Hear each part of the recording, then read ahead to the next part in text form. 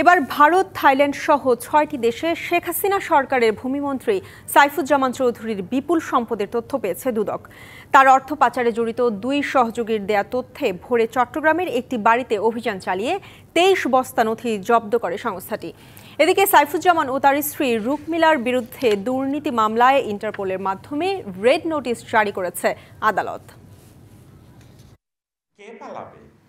পালানোর মতো কি পরিবেশ হয়েছে যে আমাদেরকে কথায় কথা বলছে পালানো। আওয়ামী লীগের রাজনীতিবিদ এবং সাবেক ভূমিমন্ত্রী সাইফুজ্জামান চৌধুরী চট্টগ্রামের আনোয়ারার আসন থেকে ছিলেন নির্বাচিত সংসদ সদস্য, ছিলেন ইউনাইটেড কমার্শিয়াল ব্যাংকের নির্বাহী কমিটির চেয়ারম্যানও।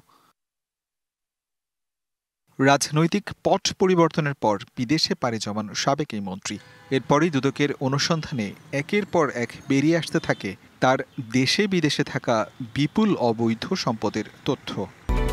Japan Bangladesh joint venture company JBS holdings limited. রবিবার ভোরে সাইফুজ্জামানের অর্থ পাচারের সঙ্গে জড়িত ২ সহযোগী উৎপল পাল ও আব্দুল আজিজের রিমান্ডের দেওয়া তথ্যের ভিত্তিতে চট্টগ্রামের শিকলবাহা এলাকার শিকদার বাড়িতে অভিযান চালিয়ে ২৩ বস্তা নথি জব্দ করে দুদক।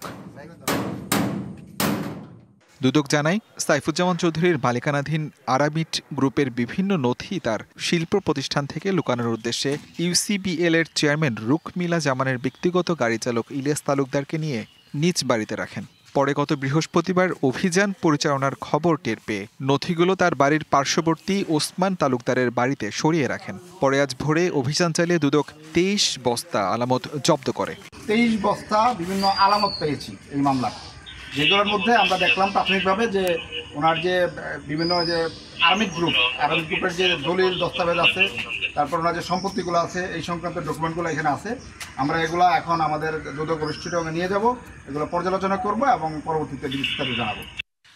প্রাথমিক নথি পর্যালোচনায় সাইফুজ্জামানের লন্ডন, যুক্তরাষ্ট্র, দুবাই ও সিঙ্গাপুরে ৫৮২টির সম্পদ পাওয়া গেছে। এছাড়াও নতুন করে ভারত, থাইল্যান্ড, মালয়েশিয়া, ফিলিপাইন, কম্বোডিয়ায় সম্পদ অর্জনের তথ্য পাওয়া গেছে।